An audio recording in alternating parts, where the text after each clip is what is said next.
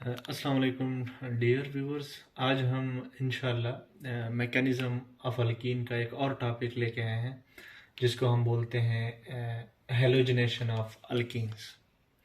तो देखिए मैंने लिखा हुआ है व्हेन वी ऐड हेलोजन। देखिए एडिशन रिएक्शन है क्योंकि हम ऐड कर रहे हैं। When we add halogen molecules toward alkene in the presence of inert solvent is called, हमारे पास हेलोजिनेशन। यानी हमारे पास इनर्ट सॉल्वेंट की मौजूदगी में जब हम हेलोजन मॉलिक्यूल को Br2 Cl2 और हमारे पास ऐसे I2 F2 को हम ऐड नहीं कर सकते, वो उसकी रीज़न मैं बताऊंगा। इन the presence of inert solvent, यही यहाँ पर मेरे पास सॉल्वेंट क्या होगा, CCl4, तो कार्बन टेट्राक्लोराइड। तो ये ब्रोमीन मालिक्यूल जो है वो इस अल्कीन के अंदर, अब देखें ये दो ब्रोमीन एटम्स हैं यानी मॉलिक्यूलर फॉर्म में है, तो ये टूट के कैसे टूटेंगे मैकेनिज्म में हम देखेंगे। तो ये हमारे पास ब्रोमीन जो है, एक ब्रोमीन इस कार्बन पे अटैच हुआ, एक ब्रोमीन इस कार्बन पे अटैच हुआ, तो वेसिनल डाई हेलाइड बन गया। तो इधर देखें, आपको अगर मैं बताऊं वेसिनल डाई हेलाइड वो हेलाइड होते हैं those alkyl halides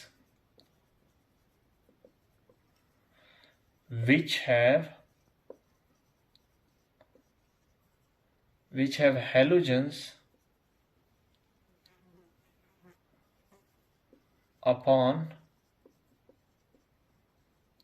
adjacent carbons. यानी वो हेलोजन, वो अल्काइल हेलाइड जहां पर हमारे पास एडजेसेंट कार्बन्स पे हेलोजन्स मौजूद हो, उसको हम क्या बोलते हैं, वेसिनल डाई हेलाइड। दो हेलोजन हो लेकिन एक कार्बन में ना हो, एडजेसेंट कार्बन पे हो, यानी इस कार्बन पे है तो साथ वाला जो कार्बन है उस पे भी होगा। इसको हम बोलते हैं 1,1,2 डाई ब्रोमो इथेन बन गया। यानी इथीन से हमारे पास 1,2 डाई ब्रोमो इथेन बन गया, वेसिनल डाई हेलाइड। अब देखिए हमारे पास सॉल्वेंट कौन सा है, इनर्ट सॉल्वेंट है। इनर्ट सॉल्वेंट यहाँ पर हम CaCl4 यूज कर रहे हैं। तो इनर्ट सॉल्वेंट का मैं थोड़ा सा आप लोगों की इंट्रोडक्शन करवा दूं। The solvent which do not have any impact upon reaction mechanism, यानी वो सॉल्वेंट जो हमारे पास रिएक्शन मैकेनिज्म के ऊपर कोई भी इम्पैक्ट शो ना करें। It only produce a medium for the solution, यानी सॉरी फॉर द रिएक्शन। यानी ये सिर्फ रिएक्शन के लिए एक किस्म का मीडियम प्रोवाइड कर रहा है, किसी मैकेनिज्म के अंदर इंटरफेयर नहीं कर रहा, किसी भी मैकेनिज्मेटिक स्टेप के अंदर वो इंटरफेयर नहीं करेगा, वो सिर्फ एक मीडियम प्रोवाइड करेगा फॉर द रिएक्शन। अच्छा, तो इस हेलोजिनेशन की मैकेनिज्म की तरफ आते हैं। हमने Br2 को यूज़ किया था, तो यहाँ पर देखें मैंने वही इथीन ले लिया और ये देखें उसके अंदर सिग्मा बॉन्ड है और ये पाई बॉन्ड है, पाई बॉन्ड है। तो हमारे पास पाई बॉन्ड, आप सब लोगों को पता है कि हमारे पास जो पाई बॉन्ड है ये वीक बॉन्ड होता है और उसके इलेक्ट्रॉन इतने स्ट्रांगली बॉन्ड नहीं होते हैं।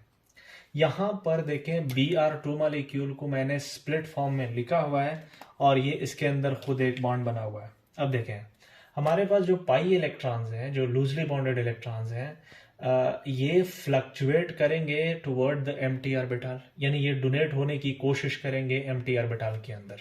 कोऑर्डिनेट कोवेलेंट बॉन्ड आप सब लोगों को मैं पढ़ा चुका हूँ कोऑर्डिनेशन केमिस्ट्री के अंदर। तो वही मैकेनिज्म है, ये pi electron coordinate covalent bond की शक्ल में फ्लक्चुएट होने की कोशिश करेंगे या डोनेट होने की कोशिश करेंगे इस एम्प्टी ऑर्बिटल के अंदर। अब देखें ये ब्रोमीन जो है ये ऐसा फील करेगा कि यहां से मेरे अंदर दो इलेक्ट्रॉन आ रहे हैं, यानी ये ब्रोमीन जो है इसने तो इधर बॉन्ड बनाया हुआ है। अब ये ब्रोमीन ऐसा फील करेगा कि मेरे अंदर क्या आ रहे हैं, इलेक्ट्रॉन्स आ रहे हैं। तो ये इस इलेक्ट्रॉन की खुशी में हमारे पास ये जो दो खुद जो बॉन्डेड इलेक्ट्रॉन है ये अपने इलेक्ट्रॉन को शिफ्ट करेगा किधर, इस ब्रोमीन के ऊपर। तो देखें यहां पर हम रख लेते हैं इस ब्रोमीन के ऊपर कौन सा चार्ज आ जाएगा, Br- ब्रोमाइड आयन। और हमारे पास इस ब्रोमीन के ऊपर कौन सा चार्ज आ जाएगा, पॉजिटिव चार्ज। अब इसको बोलते हैं ब्रोमोनियम आयन। क्या बोलते हैं, ब्रोमोनियम आयन।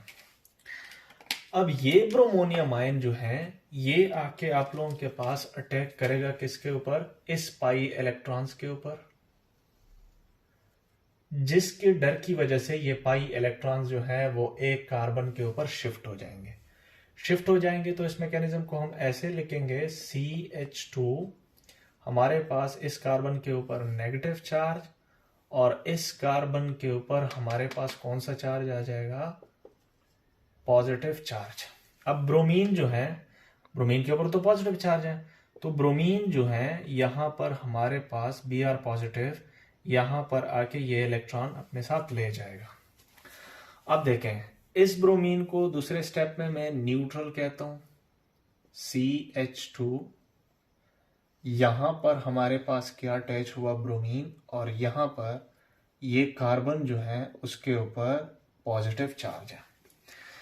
अब देखें, ये ब्रोमीन जो है, ये ब्रोमीन इसके ऊपर अपने लोन पेयर वापस आ गए। इस कार्बन के ऊपर कौन सा चार्ज है, पॉजिटिव चार्ज है, तो ये अपने लोन पेयर को डोनेट करेंगे किसके अंदर, इस कार्बन के अंदर। तो एक किस्म का हमारे पास कुछ यूं स्टेप बनेगा, CH2। अब देखें, CH2, यहां पर हमारे पास ब्रोमीन, और ये ब्रोमीन इधर भी अटैच हुआ और ये इधर भी अटैच हुआ। तो ये एक किस्म का हमारे पास रिएक्शन इंटरमीडिएट कहलाएगा। क्या कहलाएगा, इंटरमीडिएट कहलाएगा। तो अब इधर देखें, इधर अटैच है, ठीक है।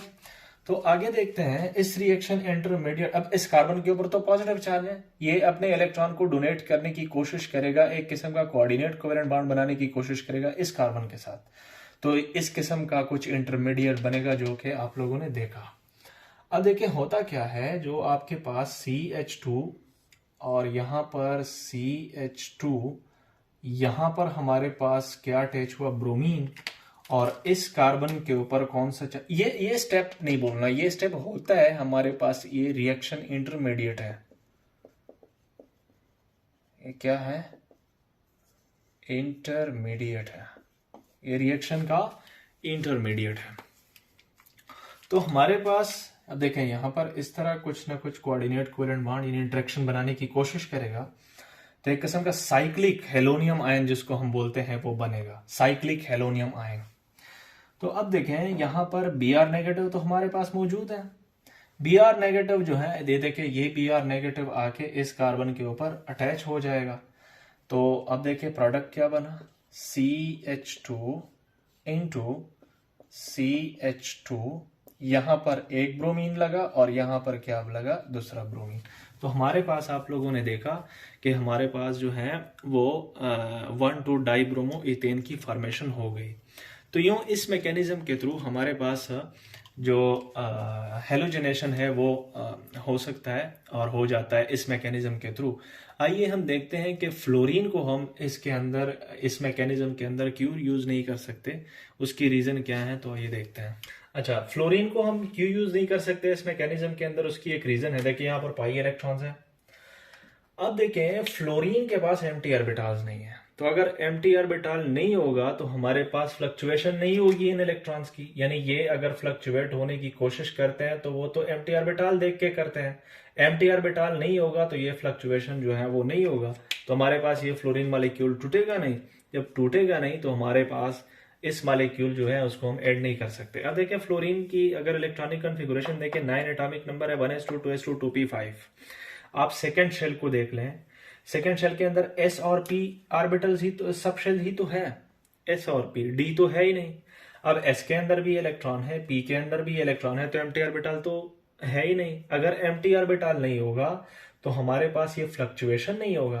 यानी आप लोग ये कह सकते हैं, इसको ऐसे आंसर कर सकते हैं कि हमारे पास जो F2 मॉलिक्यूल है, F2 जो मॉलिक्यूल है has no empty orbitals, empty orbitals, clear है। तो हमारे पास empty orbital नहीं है F2 के अंदर, फ्लोरीन के अंदर, जहां पर ये इन पाई इलेक्ट्रॉन ने फ्लक्चुएट होना था, कोऑर्डिनेट होना था, तो वो है ही नहीं। तो ये मॉलिक्यूल जो है वो टूटेगा नहीं, टूटेगा नहीं, तो हमारे पास ये जो मैकेनिज्म है इसमें ये F2 मॉलिक्यूल हिस्सा नहीं ले सकता। Thank you for watching.